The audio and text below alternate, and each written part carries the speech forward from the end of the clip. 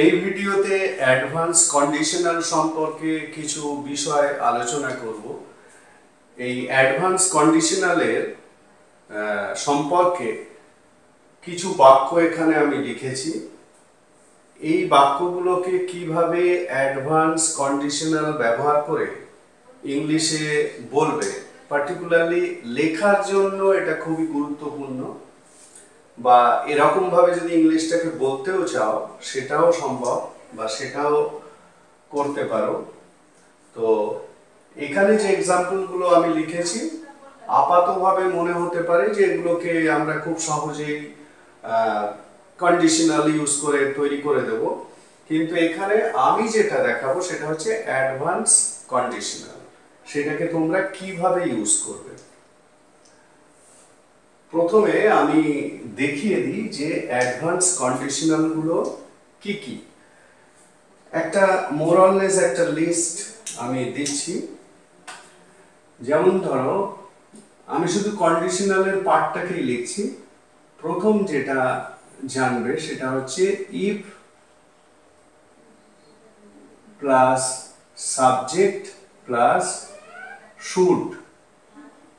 If plus subject plus should, ঠিক আছে। এরপরে অবশ্যই ভার্ব ওয়ান আছে, এটা একটা। নাম্বার টু, ইফ ইট বা দ্যাট, ইফ ইট বা দ্যাট প্লাস উইল। তোমরা জানো যে কন্ডিশনালে আমরা উইল মানে ফিউচার টেন্স ইউজ করি না নরমালি, কিন্তু এক্ষেত্রে আমি দেখাবো কিভাবে উইলটাকে ইউজ করা হচ্ছে। ইফ ইট দ্যাট, তারপরে উইল, তারপরে ভার্ব অবশ্যই আছে, ভার্ব ওয়ান। আচ্ছা, number three, if plus subject plus will plus verb one, ঠিক আছে। এই একটা স্ট্রাকচার। এখানে সাবজেক্টটাকে ইউই ধরা হচ্ছে, ইফ ইউ উইল। এখানে সাবজেক্টটা কি বললাম? ইউ। 4 নম্বর স্ট্রাকচার যেটা ইফ। এই স্ট্রাকচারগুলো তোমরা লিখে নাও, এগুলো তোমরা ইউজ করবে, এবং কোথায় ইউজ করবে সেটাই এই ধরনের বাক্যগুলোর ক্ষেত্রে ইউজ করবে। সেটা আমি যখন সেন্টেন্সগুলো তৈরি করব তখন বুঝে যাবে। আচ্ছা, নেক্সট হচ্ছে if subject next won't. Won't মানে হচ্ছে উইল নট বা would not, won't plus verb one. Next হচ্ছে 5 নম্বর যে স্ট্রাকচারটা সেটা হচ্ছে if plus subject plus will বা would. If plus subject plus will বা উড প্লাস ভার্ব ওয়ান। তাহলে এখানে আমি 5টা স্ট্রাকচার দেখালাম অ্যাডভান্স কন্ডিশনালে এগুলোকে ব্যবহার করা হয়। তো এই ধরনের স্ট্রাকচার অ্যাপ্লাই করে কিভাবে ইংরেজি লিখবে বা বলবে। এবার আমি বাংলাতে চলে আসছি। স্ট্রাকচারগুলো তোমরা দেখে নিলে, এবার আমি বাংলাতে চলে আসছি। দেখো, প্রথমে আছে যদি কোনোভাবে ও আসে, ওকে পরে আসতে বলো। এই যে কোনোভাবে বলে একটা কথা ইউজ করেছি আমি এখানে দুটো বাক্যে, দুটো করে দেখিয়েছি। এখানে একটা করে জায়গার অভাবে, যাই হোক, এখানে দেখো যদি কোনোভাবে ও আসে, কোনোভাবে হচ্ছে বাই এনি চান্স, কোনোভাবে হচ্ছে বাই এনি চান্স। এখন এই by any chance is equal to should. Remember, by any chance is equal to should, তার মানে শুড এর বাংলা মানে এখানে কোনোভাবে। শুড এর বাংলা মানে কি বললাম? কোনোভাবে। তাহলে আমি এই স্ট্রাকচারটা ব্যবহার করে এই দুটো সেন্টেন্সকে তৈরি করব। তার মানে ইফ হি শুড কাম, যদিও কোনোভাবে আসে, if he should come, tell him to come later. তাহলে সেন্টেন্সটা কি দাঁড়াচ্ছে? ইফ হি শুড, এই যে হি এর পরে যে শুড ইউজ হচ্ছে, মানে কন্ডিশনালে আমরা শুড ইউজ করছি। ইফ হি শুড কাম এর বাংলা মানে হচ্ছে যদি কোনোভাবে ও আসে, যদি কোনোভাবে ও আসে। ঠিক আছে, হি মানে ও, শুড মানে কোনোভাবে, কাম আসা। যদি কোনোভাবে ও আসে, টেল হিম, টেল হিম, টেল হিম টু কাম লেটার বা অ্যানাদার টাইম। ঠিক আছে, তো বুঝতে পারলে কিভাবে শুডটাকে দিয়ে আমরা কন্ডিশনাল সেন্টেন্স তৈরি করছি। এখানে শুডের বাংলা মানে হচ্ছে কোনোভাবে, ইংরেজিতে বলা হচ্ছে বাই এনি চান্স।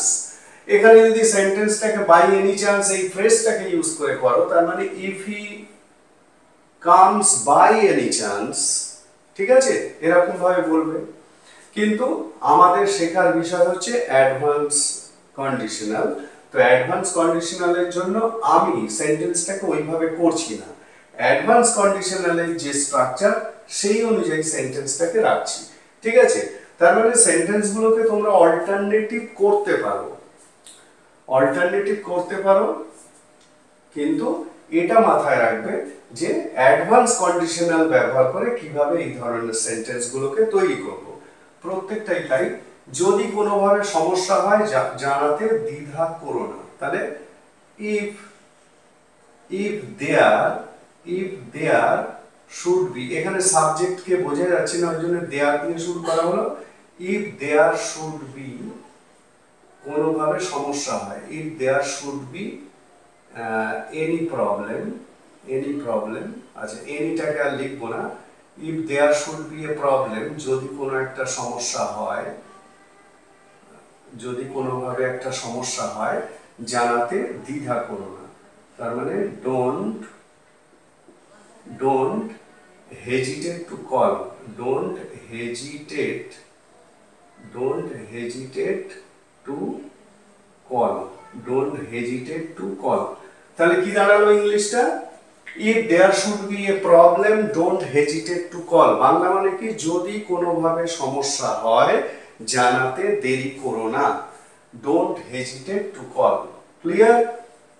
আশা করি বুঝতে পারছো, এবং এইভাবে তোমরাও ইউজ করবে অ্যাডভান্স কন্ডিশনালকে। এটা অবশ্যই একটা শিক্ষার ব্যাপার, মানে জানার ব্যাপার, সেটা আমি চেষ্টা করছি তোমাদের জানানো। তাহলে if there should be a problem don't hesitate to call. Clear?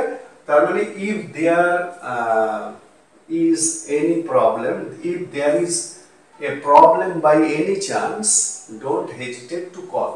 Okay, next. এইবার আমরা এই স্ট্রাকচারটা ব্যবহার করে পরের যে দুটো সেন্টেন্স আছে সেইটাকে করব, এই দুটো। ঠিক আছে, এখানে দেখো পরের দুটো কি আছে, এটা যদি তোমাকে খুশি করবে তো আমি করব, এটা যদি তোমাকে খুশি করবে তো আমি করব। তার মানে ইফ, একেবারে স্ট্রাকচার ওয়াইজ লেখো, if it will, if it will, if it will make you happy, if it will make you happy, if it will make you happy, I will do it, I will do it। বোঝা গেল? তাহলে if it will make you happy, I will do it, এটা যদি তোমাকে খুশি করবে তো আমি করব। If it will make you happy, if it will make you happy, I will do it. Okay? আচ্ছা, পরেরটা, এটা যদি তোমাকে সাহায্য করবে তো করো। তার মানে if it will, এই যে it এর পরে মানে if ক্লজ, মানে কন্ডিশনাল ক্লজ আমরা will ইউজ করছি, কিন্তু এখানে willটা ইউজ করছি কেন না, রেজাল্ট, কন্ডিশনের দরুন যে রেজাল্ট সেটা আমরা আগে প্রকাশ করছি, আগে লিখছি।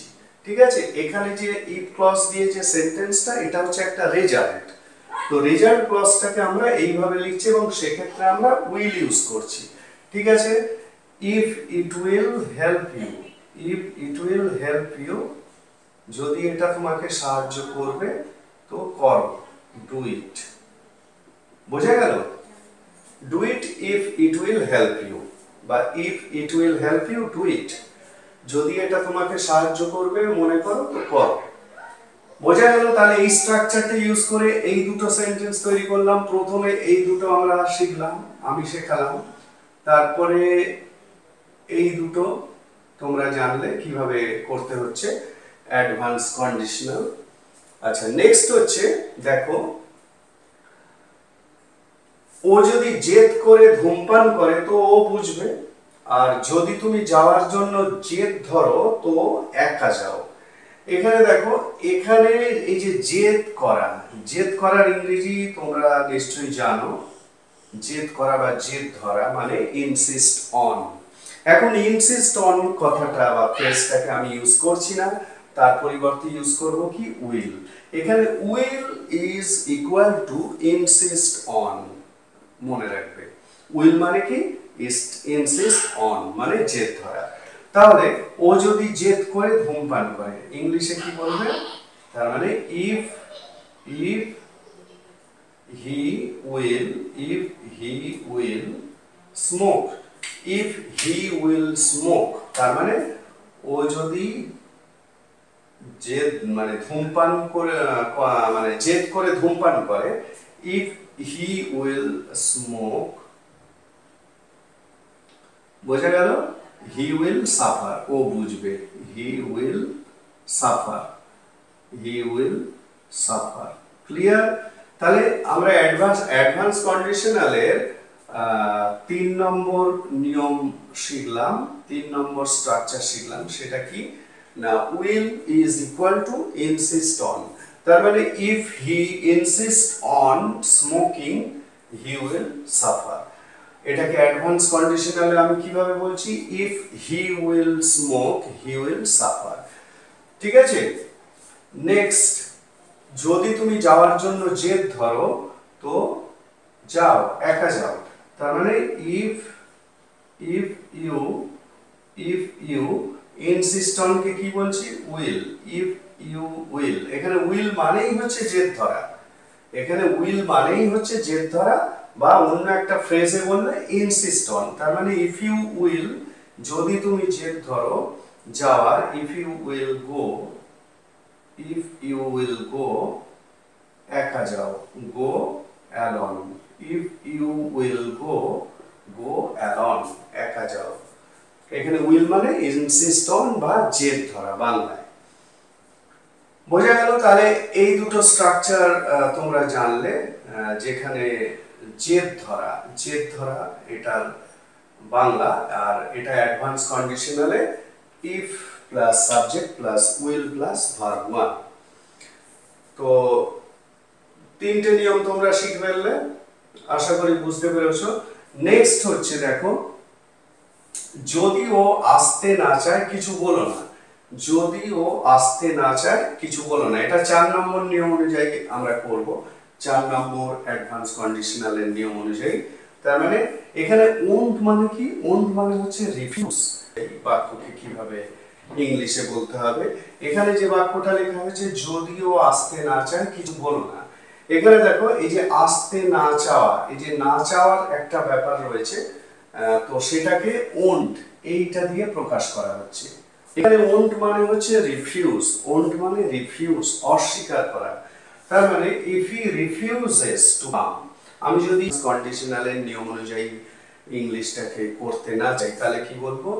If he refuses to come, ও যদি আসতে না চায়, তার মানে ও যদি আসতে অস্বীকার করে, ডোন্ট টেল হিম এনিথিং। তো ওভাবে না করে আমরা কিভাবে করছি? If he won't come, if he won't come, বোঝা গেল?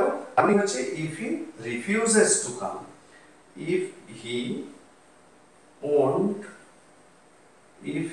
ওন্ট কাম, ও যদি আসতে না চায়, ডোন্ট টেল হিম এনিথিং। বোঝা গেল? তাহলে 4 নম্বর স্ট্রাকচার অনুযায়ী যে সেন্টেন্সটা এখানে তোমরা পেলে সেটা হলো, ও যদি আসতে না চায় কিছু বলো না। এখানে চাওয়া বা না চাওয়ার যে কথাটা বলা হয়েছে, ওন্ট এইভাবে বলা হচ্ছে। আর তোমরা যদি অ্যাডভান্স কন্ডিশনালে বলা হচ্ছে, আর তোমরা যদি অ্যাডভান্স কন্ডিশনালের বাইরে গিয়ে বলো তাহলে কি বলবে? if he refuses to come, don't tell him anything. Next হচ্ছে যদি আপনি এখানে আসতে কিছু না মনে করেন তো আমরা আসবো। এখানে দেখো লাস্ট যে অ্যাডভান্স কন্ডিশনালের নিয়মটা আমি বলছি সেটা হলো ইফ সাবজেক্ট তারপরে উইল বা উড তারপরে ভার্ব ওয়ান। এখানে উইল বা উড এর মানে হলো would not mind, would not mind. Will বা উডের অল্টারনেটিভ যে ইংলিশ সেটা হলো উড নট মাইন্ড। তার মানে যদি আপনি এখানে আসতে কিছু মনে না করেন, এই যে এত বড় ইংলিশটা এটাকে আমরা এত বড় বাংলাটা এটাকে ইংলিশে কি বলবো? If you will come, if you will come. এখানে উইল মানেই হচ্ছে উড নট মাইন্ড, ঠিক আছে? এখানে এই যে উইল বা উড এটার অল্টারনেটিভ হচ্ছে উড নট মাইন্ড, ঠিক আছে? এই ভার্ব ফ্রেজটাকে ইউজ করতে হবে, উড নট মাইন্ড। তার মানে if you would not mind coming here, if you would not mind coming here, we shall come, আমরা আসবো। তার মানেই হচ্ছে অ্যাডভান্স কন্ডিশনালে বললে হবে if you will come, we shall come, ওকে? তাহলে if you will বা would, if you will come, এখানে আসতে আপনি যদি কিছু মনে না করেন we shall come, বোঝা গেল?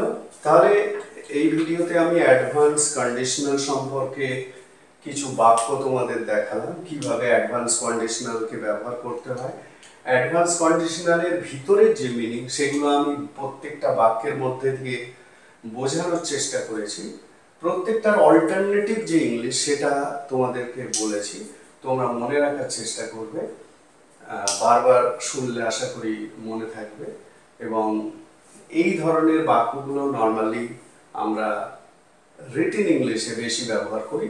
তো তোমরা যদি স্পোকেনেও বলতে চাও এই ধরনের বাক্য তাহলে বলতে পারো, নো প্রবলেম। বলা সব ধরনের বাক্যই যায়, সমস্ত ধরনের বাক্যই, সে ফর্মাল ইনফর্মাল সবই বলা যায়। সেটা ডিপেন্ড করছে কে কিরকম ভাবে ইংরেজিটাকে বোঝে বা জানে। তো এটা হলো অ্যাডভান্স কন্ডিশনালের একটা বিশেষ দিক। তো এই ধরনের বাক্যগুলোকে তোমরা এইভাবে বলবে।